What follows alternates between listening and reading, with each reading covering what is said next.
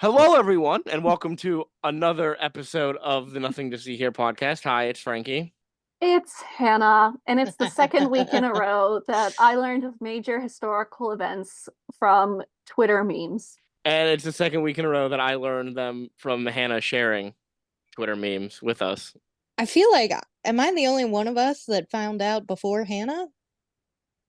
Maybe you did, but I wasn't really I was busy today. I I was didn't, editing yeah. and doing other stuff around the house for my parents, and then I see the text from Hannah, and I'm like, "Oh, so he dropped out of the race." I got a That'll date this text episode. message. Yeah, I got a text message. I woke up from a nice little nap. From Philip DeFranco. You got a text message from Philip DeFranco He just personally. texted you the news. He's like, "What's up, Amanda?" No, he has that text line of his that lets us know whenever he has drops or he releases an episode or something. And it was because he normally doesn't release videos on weekends, so this is a thing. He let me know. I will say I also got the news from the fact that I was watching the Pirates game and Nick Castellanos hit a home run. He's a baseball player. He's a baseball player for the Phillies who anytime there's a tragedy or something newsworthy happens, he hits a home run. I'm not joking with you. When 10 minutes after Will Smith slapped Chris Rock, he hit a home run. When Dwayne Haskins, the former backup quarterback for the Steelers, died in a horrific car accident, he hit a home run. When Vin Scully died, he hit a home run. When his team's owner announced he had cancer, he hit a home run. When Queen Elizabeth was announced dead, he hit a home run. When the Ocean Gate submarine exploded, he hit a home run. He hit 2 home runs on the anniversary of Hiroshima and Nagasaki. He hit a home run last weekend when someone shot at Trump, and he hit a home run today. I feel like that should be your next episode. Is exploring Nick Castellanos and why he hits a home run anytime there's a news story. Yeah. I also just want the record to show I learned of Queen Elizabeth's death from an American Girl meme account on Instagram. That's amazing. Did they celebrate? It's like, yeah, we fucking Americans won again. That's been hilarious, but no, it literally said, I made this meme so you could find out Queen Elizabeth died. That's not fun. No, it was fun. It was fun. I mean, it's a fun story for you. Mm-hmm. It's in that's how I found out that a world leader died. But it's not fun in be more creative, American Girls meme account. What are we doing? I keep burping. What are you doing? Are you chugging root beer as we record this? Fucking hell. Hi, we're a mess today. Hannah, it's your episode. You It is. Gave us a hint about what we're doing, but you didn't exactly tell us what it is. So reveal to the they might know from they won't know from the title. They might know from the description. They don't know from the title. They might know from the description. So reveal to us who we're talking about today. Tonight, I want to tell you all about one of the most awesome women of history. This woman is the medieval feminist icon few people know about and who we don't deserve. Real quick, I didn't get to introduce myself. Hannah just went on a tangent. You never introduce yourself. You're the one who bitches about having to introduce themselves. Yeah, well, it's not fair. The what? Have to introduce yourself? Mm-hmm. Do you listen to podcasts? They always do an intro. No, I'm saying just because I don't like it doesn't mean you guys got a nice little introduction. You don't do it, but you don't do it. That's the issue we're bringing up here. You don't do an intro. But I like to have the opportunity. Give us a good joke half the time. Oh, right. Ouch. Yeah, a lot of times you just pass up the opportunity for a good joke. It's sitting right there, and you miss it. I'm not creative. What do you want from me? You're an artist. And? I think you have to be creative to be an artist. Yeah, you have to have some level of creativity. Okay, I'm not creative with jokes. You're not good with the word. Yeah, sure. The English language. I'm not good with English language. I don't think I did very great in grammar class. Maybe you should tell your jokes in Spanish. Let's get back to this spinoff of Freaks of History with awesome women of history. Please give a warm welcome to medieval feminist and author Christine de Pizan. I'm I just already gotta bored. say, it's gotta be hard to be a feminist. It's like hard to be a feminist now. Gotta be real hard to be a feminist in medieval times. Gotta be real tough. Yep. Yeah, you saw what they did to Joan of Arc. They burned her at the stake, but that was for heresy. We're going to talk about Joan of Arc a little later tonight. That's good. I thought that's who you were talking about when I saw the episode No, title. no. So who? Christine, is that her name? Christine, yes. I So love what's Christine about? What's her life like? Oh, I love Christine. She is one of my favorite authors. I think I might love her a little bit more than I love Edgar Allan Poe. Oh, that's bold coming from you, Hannah. I know. Every day I wake up and I think to myself, what would Christine de Pizan do? And she would say, fuck the patriarchy. Go fuck shit up. So let's jump in. Christine was born in Venice, Italy in the year 1364. I wonder if tourism was really bad in Venice at that time. Well, she moves a few years later, so I guess so. Venice sucks for tourists, apparently. Does Just it? a side note. Do you guys not? No, I don't. I don't pay attention to the Venice tourism industry. Yeah, it sucks because of all the canals and stuff like that. Seems fun. It does seem fun until you realize you're surrounded by a fuck ton of people. Then it's not as fun. Does it smell? I'm not being rude, but it's a canal. Let me do a quick Google search. Do the Venetian canal smell? Do this canal? That was the second question. Canals of Venice. This is an AI overview. Thank you, Google. Those are bad. Those are horrible. The canals of Venice can smell fresh and slightly salty, similar to the sea, but they can also smell like algae on hot days. So yes. Does Venice smell? This is on TripAdvisor. Ah, a trusted source. A trusted source. Question. We are thinking of going to Venice. I heard that it smells from the water. Is it really that bad? It smells like dank sewer. No worse than parts of Florence and Rome. Well, what does Rome smell like? Yeah, I don't know what Venice Rome smells like. Hold on. This was the best answer I can find. Venice in general doesn't smell, even in its hottest of weather, as the water has enough movement to avoid being stagnant. That being said, in some situations, such as extremely low tide, water levels, or work being done on a canal, when the bottom muck is exposed to the air, it can be rather strong, and there's a noticeable odor in the vicinity. And heat makes that odor a bit stronger. So, sometimes? Yes, on occasion. I can't imagine that it smells worse than like Splash Mountain or like any other log ride. I can't imagine it smells worse than the Pittsburgh rivers. So that's very true. We need a Pittsburgher to go and report back to us. I think we're all uniquely qualified to survive in Venice because of where we live. It smells so bad. You know, this is just there was a thing, and I know I lived in Johnstown, which is further down from Pittsburgh, but it does flood. But it's still, you know, a river. They opened like this cool tubing thing when I was in high school. My dad went on it. He wore a white shirt. When he got out of that river, that shirt was not white anymore.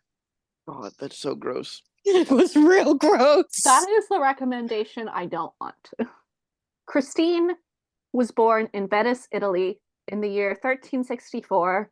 We don't have an exact date because, as one of my favorite podcasts, Queen's podcast, would say, history is a bag of dicks. A girl is born, so we don't have to write down the date because she has a vagina and she's not important. History is a bag of dicks. To be fair, as I get older, I'm probably going to wish that somebody didn't write down my birth date. So nobody needs to know that I'm like 60 instead of 30. Nobody needs to know that. I think someone can tell the difference between 60 and 30. Though. Hey, Frankie, why don't you shut the fuck up? Just from like a visual glance. Hey, Frankie, shut up. Okay. A few years after her birth, her father takes a position as the court astrologer and secretary to Charles V of France. We're moving to France now. So he sends... I bet you... Well, France doesn't smell. France has a lot of bed bugs right now. That Well, was on the news. You think they had a lot of bed bugs back then, or just now? yes, it's the medieval era. Well, of course they had bed bugs. Disgusting. Yeah. They also had the Black Death, so like maybe not at this time, but it's coming. I It's I think it always already there. happened. Didn't it already happen? I think it already happened. There were Are a we in the- bunch of plague outbreaks. Give me a second. Let me Google my thing. We're Go going to ahead. talk Do your about thing. the plague in a little bit. Oh, okay. All right. Never mind then. Let's go. When Christine is about 4 years old, her father sends for her and her mother to come to France, where Christine is then raised at the French court. Now, her father is a great dad, and he makes sure that Christine gets a proper, good education. And I don't mean she's learning manners and etiquette, how to sew fancy things, how to run a household, which is what women were taught at the time. She gets a Listen, boy's education, right? yes. Like she likely was taught all the female stuff too, but he made sure that she gets an education that rivals a college education today. Christine is taught Greek, Latin, French, and Italian, philosophy, how to read and write. She also learns about science of the time, so like stuff like astrology and all that kind of stuff, whatever they were doing in the medieval era. And because of her dad's position at the French court, she has access to a massive library where she can squirrel away for ages reading all the literature and history that she wants. Well, I'm glad because living in the Middle Ages sounds boring. No fucking video games. What's Frankie gonna do? He can't play his wrestling video games. Or just read, I guess. I like reading. You don't like it as much as playing video games. I'd get through more books. I just finished a book today, and I'm excited to start a new one. You got through a book. What was the book? It Tom was called Sawyer? no No, of Book course review not. right now. book review of what I read. Yes. What was it? It was called The Dynasty. It was about the history of the Patriots since the Robert Kraft bought them and Belichick and Brady joined the team. It was No, good. we don't care. We don't care about it. Hannah, we don't care. We I'm don't a little care. board. Yeah. Yeah, we don't care. All Give right us then, a I five guess. star. Give us the rating out of stars, and we'll move on. 2.5. Sounds like That's- it was boring. Yeah, that's not great. It was too long, and it didn't go into a lot of the details that I did want it to go into, and the details it went into were like, I don't care about this fucking shit. All right. All right, back to Christine. Flash forward to 1379. Christine is 15 years old and she gets married. Oh, No, actually, she does not get married off to some rich old man for money. She gets to marry her best friend. that's wonderful, Hannah, and I love that. She's 15. Yeah, but like the life expectancy is 25, so she's gonna be dead soon. Shut up. 15 in the 1300s, not horrible. I Like, can still be grossed out by it, all right? And I feel Ancient. bad. Yeah. Back then, 15. she is marrying someone who is the same age as her, and that is like 10 out of 10. We've done it. We've done it. We've beat the system. That's unheard of. Yeah. A love match who's the same age as her. Never been done before. Probably not. It's the 1300s. His name, Christine's husband, was named Etienne du Castel. He was also raised at the French court, and like I said, he's the same age as Christine. They're friends to lovers. These two grew up together. I get the feeling they were educated together because everything I've read about Etienne always notes that he was extremely supportive of Christine's interests in writing and never stopped her from her intellectual pursuits. Like, he is a wife guy in the purest form. That's good. Also, a side note, when you look up Etienne du Castel on Google, his little subtitle that comes up is just Christine de Pizan's husband. Like, that's it. That's all history has to say about him. That's what history's going to say about Frankie, Amanda Martella's best friend. Yeah? Mm-hmm. You think so? Yep. Okay. Oh, wait, I just name dropped myself. You did. Oh well. Finally, after how many episodes? I was name dropped on the Amityville episode, so all right. That's true. That is true. And not even like the name I go by, my fucking actual real name. I know. All right, if you were name dropped, I'm not the first one. All right, we're fine. I'm good. Amanda, we tie because I've name dropped myself in the sources for today's episode. Okay, cool beans. All right, well, if you want to find us, Now you can. Please don't. Be ready though. I'm ready. You aren't have ready cameras. you aren't ready for my jigsaw like traps. I have cameras everywhere. I also have cats. They're vicious. Some of them are vicious. Some I'll of them have to are know. actually Fang vicious. is gonna come to your rescue, Amanda. No, not Be Fang. careful. Be It's careful. rice ball. Some of them like to shit in the entryway. So if you walk in, be on the lookout.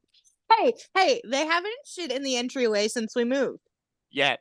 Don't jinx me like that, man. They've been Gonna so do good. it tonight. They heard They've been us. so good. So we've got a supportive husband. We have the best case scenario for Christine right now.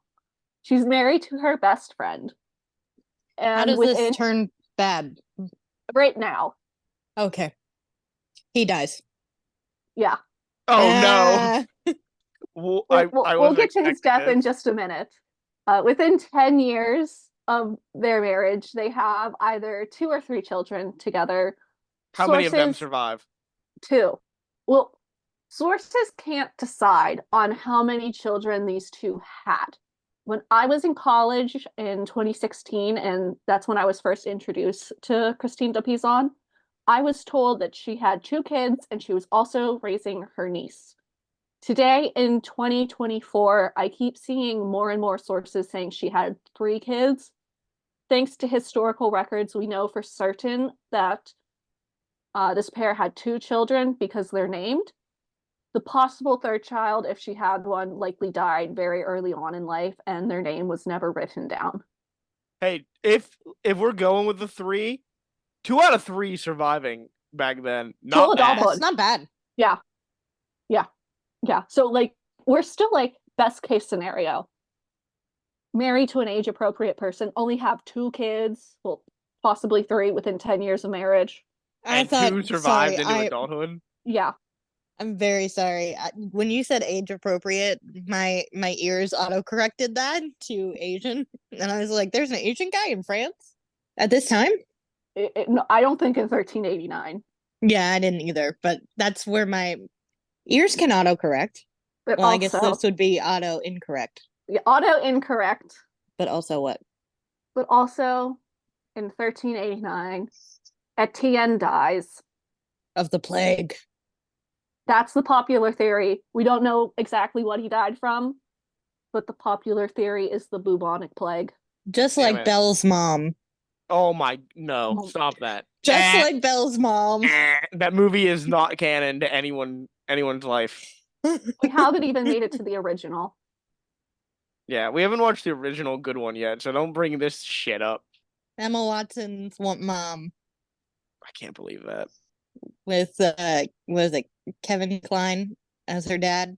Christine is now a single mother, and she's living in poverty because she isn't allowed to collect any money from her husband's estate. And she also has to pay a debt from her father's estate because he died the year prior. Damn. I have to apologize right now because the reason why Christine can't get any money from Etienne's estate makes absolutely no sense. And every time I think about it, it drives me wild. Why are you apologizing to us? Yeah. What do we need an apology for? Because the reason I'm about to give makes no sense. I make no sense. So, all right, hit me. Maybe Amanda will be able to figure out what it actually means. Maybe she could understand the historical record better than I can. I'm ready. Christine is recognized as the widow of Etienne du Castel. Glad they recognize that. Yeah. He was he had an estate and he had a position at court as a secretary. Like these two were never like the richest couple at court, but they lived comfortably enough. But the men who were in charge of his estate and settling his affairs after death refused to give Christine any money. They just flat out refused. No reason as to why, and no court wanted to rule in Christine's favor. She's told she's recognized as his widow, but that's it. There's going to be no money for her or her children.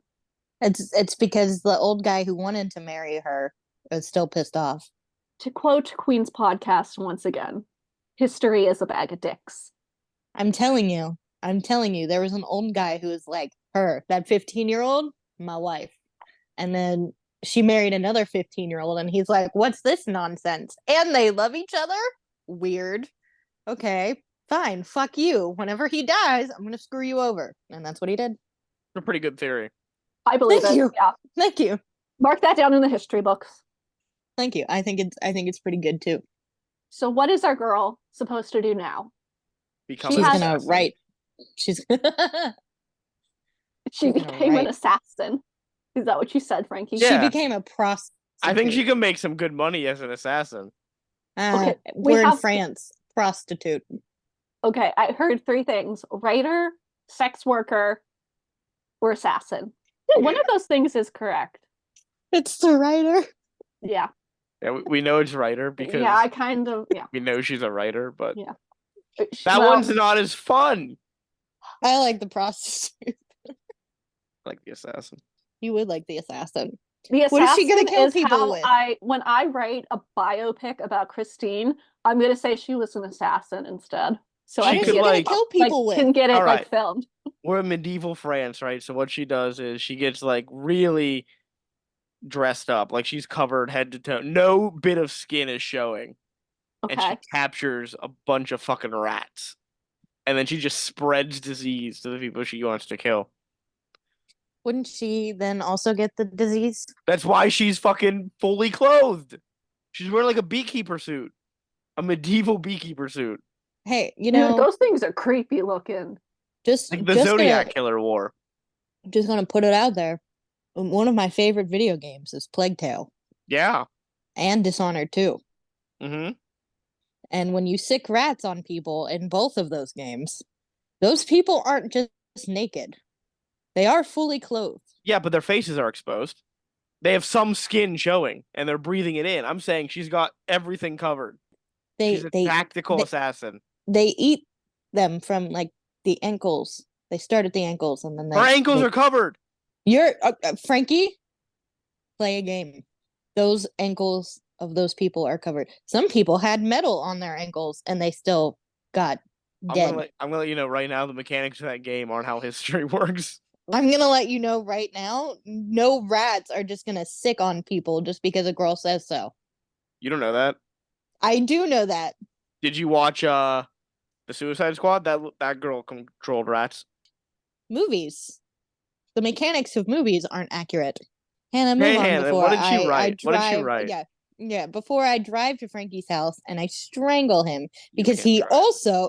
You can't drive. Sorry. Oh, fine. When I Uber to Frankie's house and I strangle him, and Bring your poor Uber driver into this. I am. All I'm saying, Franklin, is the next time that we have a movie, whatever we do, Mm-hmm. or we hang out, you're gonna sit and watch Harangue. That's untrue. That's untrue. It's my week. It's my week next. No, it's my week. I didn't forfeit my week. I did not forfeit my week. I didn't forfeit. There's no forfeit. No, because then you would have forfeited it 3 weeks ago when you went to Harrisburg. No. There's no forfeiting. We're forfeiting. There's no forfeiting. Monique says there's a forfeit. There's no forfeits. Monique says there's a forfeit. That's not how it works. I didn't Monique think says Monique it. was there. She came back. Well, I muted myself one of the times. There's She no brought me forfeit. some Arby's. I am. Thought you were getting Subway. I yeah, also thought we were getting Subway. What happened to the subway? Well, apparently her app There wasn't are some working, holes and in this story, girl. Apparently her app wasn't working and she was pissed off about it. Do you want me to call her in here and have her? No, it's fine. There's no Explain? forfeits. I'm putting my foot down on this. No, Yes.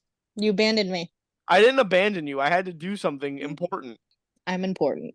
Hannah, what did this woman write? Did Hannah die? No, I'm here. I'm like, where the hell am I in my notes? See what you did, Frankie? This is your fault. This is your fault. You brought outside arguments into the episode. Outside arguments. Okay, I found it. Yes, Christine turns to writing. She is a famous writer. The easy thing would have been for her to remarry, because that's what she did back in the medieval era. But she didn't do that. She said, I'm going to make my own money. I'm going to raise my 2 kids and my niece, and I'm also going to support my mom because my dad died the year prior, and I'm going to get myself out of debt. And I'm going to use my writing skills to do so. So she goes to court. She goes to the French court and begins reading poetry, the poetry that she wrote. And a lot of them, to begin with, are love ballads about her deceased husband and how her heart breaks because he's dead. And members of the court take notice. So And they're not good only, poems. yes, they are. And she doesn't just write poetry. She wrote throughout her lifetime, she wrote biographies, critiques on government and the morality of the day. She That's also bold. That's uh-huh. bold of this. I like that. Mm-hmm. She also wrote critiques on other people, mainly other writers. We'll talk about that a little bit later. So she's just publishing her shit talk. Yeah. Oh, there's a lot of shit talk that's going to go on soon. She wrote an autobiography, and she wrote a few pieces of literature that I'm just going to call novels because I don't have a better term for them. Eventually, she would bind a ton of her work together for the wealthiest of her patrons. And honestly, the girl was raking in the dough when she was at the height of her career. Now, I just want to mention a few of her Why do I patrons. keep? I just I what I'm all for girl power and everything. I'm afraid for this woman. This is a man-run society. This woman, if she's talking shit about things, may end up hella dead from actual assassins. She doesn't. Oh, well, that's good. I'm glad. I'm happy. All right. Here's why. The most notable of her patrons was Isabeau of Bavaria, aka the Queen of France. So Isabeau, she's got friends in high places. yeah, well, she's got fans in high places. yeah. Isabeau fucking loved Christine, and she is the reason Christine got away with so much stuff that most women in the Middle Ages couldn't. And I love that for her. Some of her other patrons were also Louis I, Duke of Orleans, Jean de France, Duke of Berry, Philip II, Duke of Burgundy. And I mention all these men because they're also all members of the royal family. So, like I said, she got away with a lot of shit. Let's talk some more about her writing now. I want to talk about one piece in particular. One Piece? We're talking about One Piece. Oh God, no. I knew that joke was happening I as soon as you said that, Hannah, and I could do nothing to stop it. I just I walked right into that. I'm too blinded by Christine. I'm gonna be the king of the pirates, guys. You guys should watch it. okay. You guys suck. You know what? I'm just gonna be quiet now. Between the years of 1399 and 1405, Christine finds herself in a little battle between another author. Let me introduce you to the villain of our story, Jean de Meun. Jean de Meun was also an author, and in 1402, his most famous work was published. It's called The Romance of the Rose. It's a poem which satirizes courtly love and calls women seducers who are out to destroy men. He's just a misogynistic piece of shit. And Oh, Christine says, fuck that guy. She's not standing for this. She's not standing for the slander. She sits down and pens a letter, which she then has posted in the provost of Lille, Lily. A lot of these words are French, and I looked up pronunciations, but I'm still not good with them. that's more than me and Frankie do. We don't look I up pronunciations. We wing it. I just say it confidently. Yeah. She pens this letter to Jean de Meun, has it posted where he is staying at the time, and she calls him out. She criticizes his poem and calls his depictions of women as seducers blatant and baseless. These two, they're beefing at this point. They're writing diss tracks. It goes on for years. At one point, Christine says she's a better writer than Jean de Meun, which love that for her, pop off queen. And then in 1405, she publishes her magnum opus, her most prolific work, the Book of the City of Ladies. The Book of the City of Ladies is a tale in 3 parts, and it's Christine's final response to Jean de Meun's Romance of the Rose. It follows Christine as a self-insert character, lamenting how a certain author's baseless claims about women make her herself feel ashamed to be a woman. 3 other ladies appear.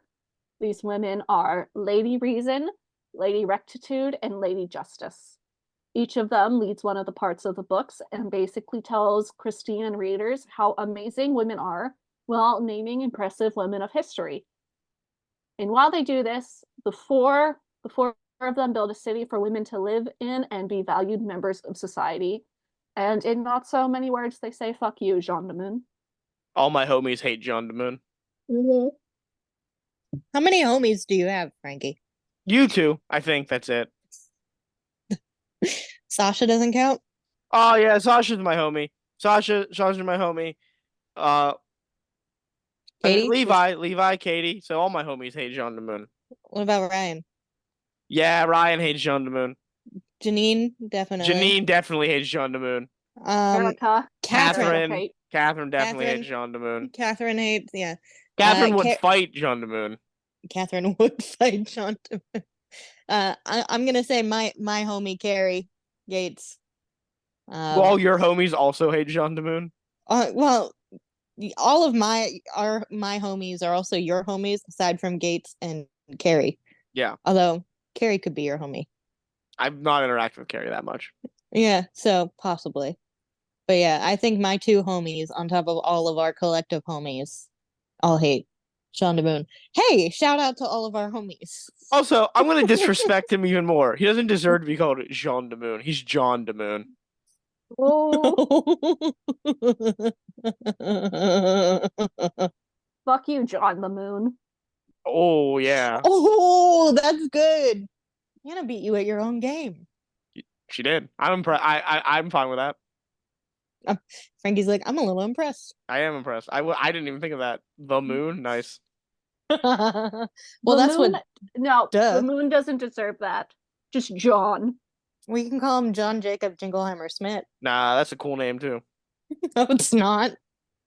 Even the moon says, fuck John the Moon. Oh, yeah.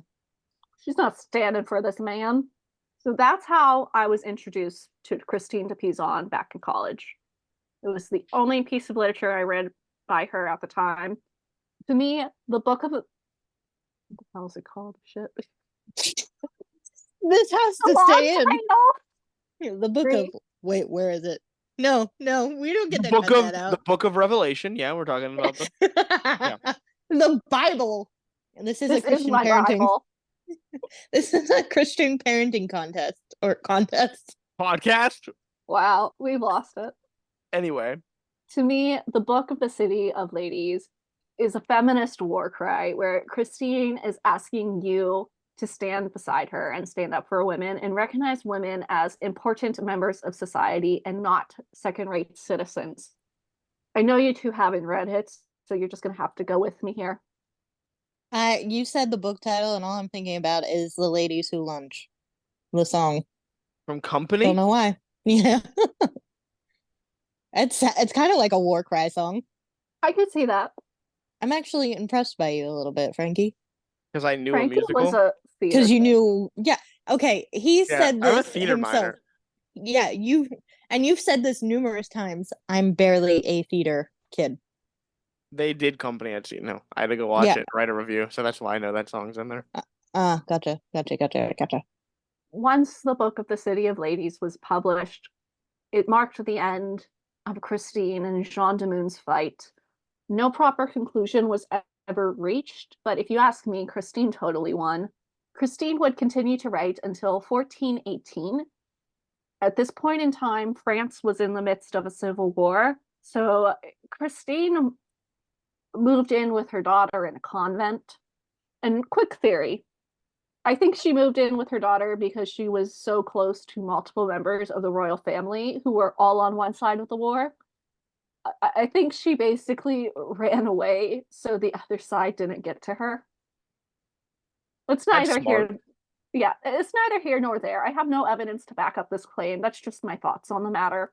Between the years of 1418 and 1428, Christine did not publish anything. She lived a quiet, simple life before returning to writing in 1429. Joan of Arc hit the scene that year, and Christine was a big fan.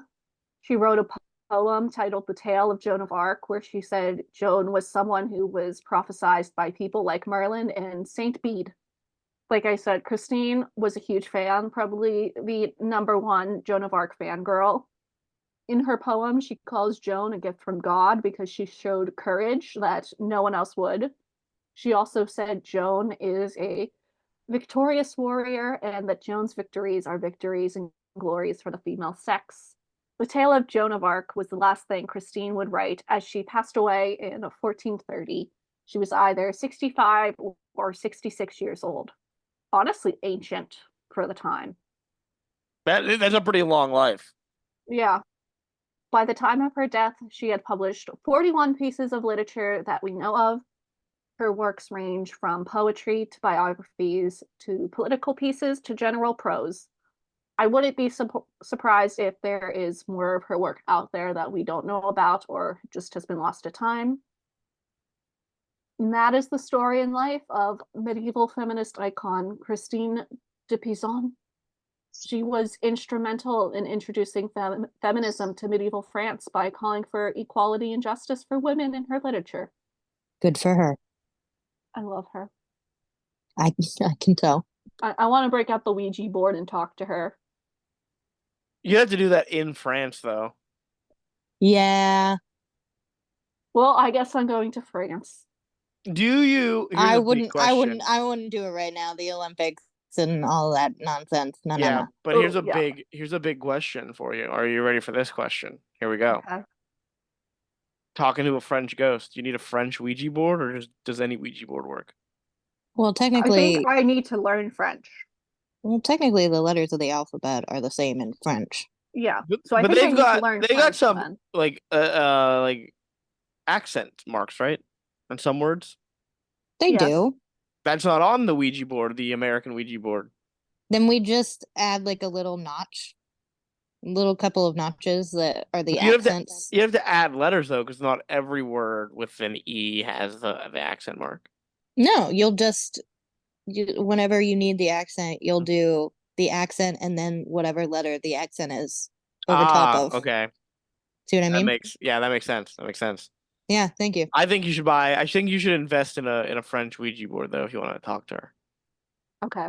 Let me see if they exist. That's also a good question. Do French Ouija boards exist? They have to, right? Amanda's gonna tell us. No, I don't. There's no French. don't- Oh, Just the I don't English version. There's some on Etsy. okay. I don't trust Etsy though. Yeah, I don't either. Those aren't officially licensed Ouija boards. Yeah, I think we're better off. I'm gonna take my Stranger Things Ouija board to France. Do you have a Stranger Things Ouija board? No, but I just know that they have Stranger Things. You know they Ouija have a boards. Stranger Things Ouija board and it's designed like the lights from season Hey, 1. Hey, Yeah. Amazon does have a French one. Instead of like yes or no, it's oui or non. And it has bonjour, au revoir. There are no accents, so I'm guessing accents don't matter. So then I don't need a French Ouija board. Maybe ghosts don't use accents. Maybe not. You know what? She's been dead for a while and she already knew at least 4 languages. She probably picked English up so quickly. I don't know. We're fucked. Hey, Hannah, I also looked up Stranger Things Ouija board, and the first one is exactly what we described. Yeah. It's the wall with the letters and the lights. Yeah. I told you that. It's exactly what we thought it would be. Oh, I knew what it looked like. Oh, you've seen it. Yeah. I'm surprised you haven't purchased it. It's probably in her Amazon wish list. Honestly, I don't own a Ouija board, and I've never thought about buying one as much as I joke about saying break out the Ouija board. Her dad would find it and My say, dad did say I'm not allowed a Ouija board in the house. put it in the garage. That's in the house. It's an Bury attached it. garage. Yeah. Bury it. What, That'll outside? really freak him out. Yeah. Ooh, for the next owners. Yeah, bury it. That'll really freak them out. And whenever you want to use it, be like, I'll be right back, and like take a shovel with you. That'll really freak them out. Where are you going with that shovel?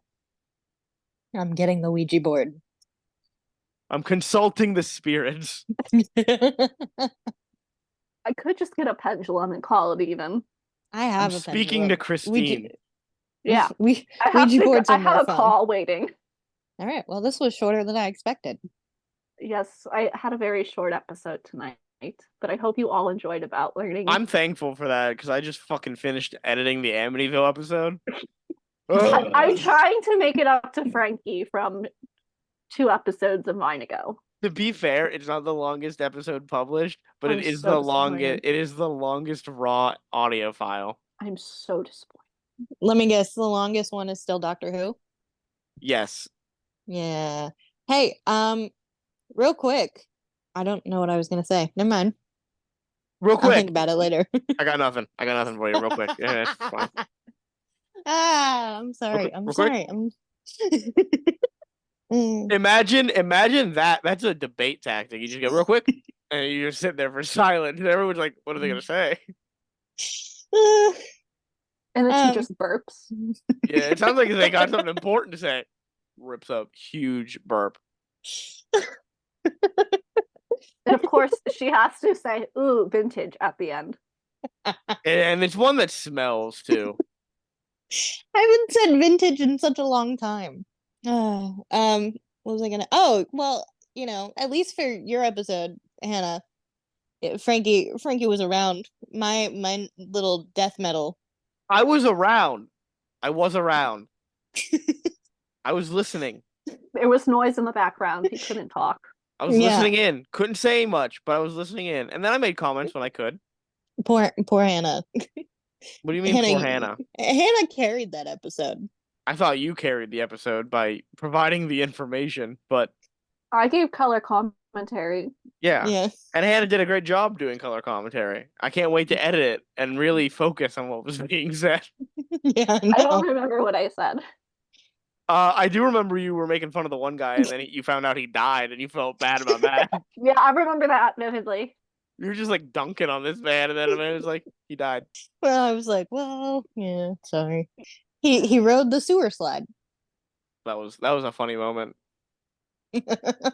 I do remember that moment when you realized he was dead, Hannah. That was. Why'd you let me go on for so long, Amanda?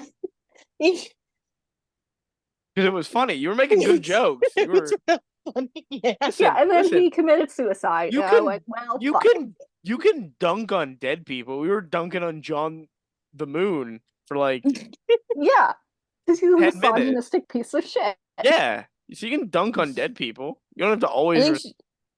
I think she felt guilty because he rode the sewer slide. Yeah. And you can feel sad that was a choice, but at the same time, still a piece of shit human being who like buried his clothing and sniffed dead crows, killed animals. Yeah. See, here's the thing. Burying your clothing, that's not it's weird, but it's not like a bad thing to do. Sniffing dead crows, also really weird, but not a bad thing to do necessarily. Killing animals is where the line has to be drawn. Yeah.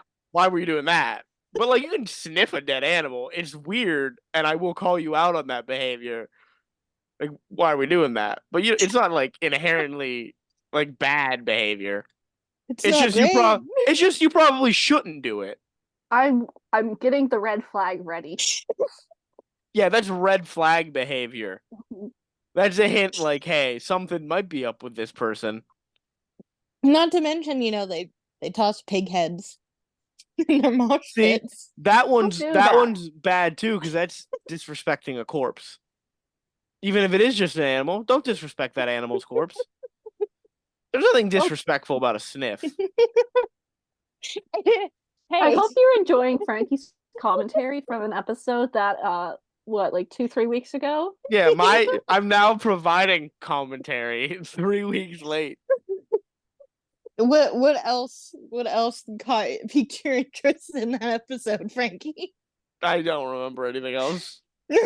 I just really remember Hannah dunking on this man and then being horrified. I'm a nice person, I swear. I'm really surprised that during the episode she wasn't like, cut out everything I said. I wouldn't have though. That it was I funny know. It was real funny. That's part of the reason why I didn't mention that he died. until the very end. Until you got to the point he's dead now. Yeah. Until I needed to tell you. Yeah. I also waited until the other piece of shit, and he was a piece of shit. Died at the end too. Tried to keep that. Amanda, hidden. we're talking about your Norwegian death metal episode. Yeah. Which brings up the fact that next week is your episode. Yeah. So what are we talking about next week? Saludos, amigos. Oh, we're going back to Disney. Why do you sound so disappointed? About that content warning. I'm happy about it. I'm happy about it. I'm excited to go back to Disney. It's been a while. It hasn't been that long. It feels like it has. See what happens when I do an episode that's not Disney related? I think it's nice that I'm excited to go to Disney. I do want to maybe one of these days talk about some of the weird rules that Disney employees have to follow. Oh, that'd be fun. Yeah. Starting with the underwear. I didn't know they had an underwear rule. For Tell a us while right now. Okay. I'll give you a little sneak peek. Yeah, I'm intrigued about the underwear rule. For a while there, probably until like the 2000s, I think. If you were a costume character, you couldn't wear your own underwear. They gave you a communal joint pair of underwear. No. Ew, Incorrect. No. Incorrect. I'm done. Yeah. I quit, actually. I'm going home. Oh, those poor college kids. I'm not wearing underwear that someone else that I don't know wore. You said communal. I said communal. That's multiple someone else's. That's so gross. I don't like that at all. Keep that away from me. I don't want to bleach my skin. I need to wash myself with bleach after hearing that. I know it was communal for at least some time, but I'm unsure if that like changed in the 80s to where it was just like you had to wear this specific type of underwear that were yours then. And then they were like, yeah, just wear whatever underwear that you feel comfortable with. Yeah, maybe the rule should just be, hey, wear underwear, please. Yeah. That's a good rule. It's a good rule of thumb. Especially for those Disney princesses. I remember, and I feel real bad for this, but I was like 7 when this happened. My cousin, who's like 2, he looked under the skirt of one of the Disney princesses. Like, I think purposely it was or just like accidentally? Well, they're 2-year-olds and they're quite low to the ground. I don't think he was like purposely like, ooh, panties. I mean, he was 2. Yeah. But I think he was like, you know how kids used to like hide in those like clothes racks and stuff like that? Yeah, I do that. Yeah. Still, what do you mean? Used to. Yeah. I think it was kind of like that. Ooh, something to like go underneath type thing. I mean, he was a toddler. Like, yeah, I don't think she took offense to it either, but she's like, hey, what are you doing down there? Like, that's not a place for you to be. Very princess-like. We have a photo of it. Be real funny if her voice turned into just like Danny DeVito from Hercules. Hey. I didn't know Phil was a character here. Oh, that's the end of the episode, I think. Everyone, if you're keeping track with our Disney journey, watch Saludos Amigos and then hear Amanda give a nice review of it. I'm sure there's going to be, as Hannah said, a content warning. Yeah, can't wait to see the content warning. With all that being said, let's take care of business and wrap up a pretty fun episode. I had a good time. If you're watching you learned about amazing women of history. I had never heard of this woman, so I'm glad to have learned about her. If you're watching us on YouTube, remember to like, comment, and subscribe, and hit that bell so you are notified every time an episode is uploaded. If you are listening to us on Spotify, remember to follow the show and to drop a review. That really helps us out a lot. Please share with a friend, share with an enemy, share with anyone you think might like, might not like any of the stuff we do on the show. We do a lot of stuff. I think it's all fun, but it can appeal to different people, so there's something for everyone. If you would like to send us an email and give us a suggestion for an episode, some comments you have for an episode that you didn't want to leave publicly, or if you'd like to ask us a question, which we would really like to have some fan questions for us, then you can do so by sending us an email over at Nothing to see here podcast at gmail.com. As always, here is spelled Hear. if you would like to see some artwork done by Amanda, such as me dressed as Jeff the Mongoose. If you would like to see some memes created by Hannah, as well as previews of episodes and out of context images for the episodes that have been released, then you can do so over at our Instagram page, which is Nothing to see here pod. Are we still doing trivia? No, because trivia has been removed from Instagram. boo. What? Boo. I can only do polls. I cannot do trivia. Everyone yell at Mark Zuckerberg. Why did Tell he do Meta that? they suck. Tell him he's stupid and ugly and no one likes him. Why did they do that? I don't know, but it messed me up for all my work. Tell him everyone's disappointed in him and he should be sad about that. He can't be sad. He's a robot. That's true. Tell him everyone's disappointed in him and he should update himself. Be better. Anyway, with all of that being said, it's been a great time. Good night and goodbye. Bye. I'm gonna go get an Uber to Frankie's house. Okay, you do that. I will. All right, bye.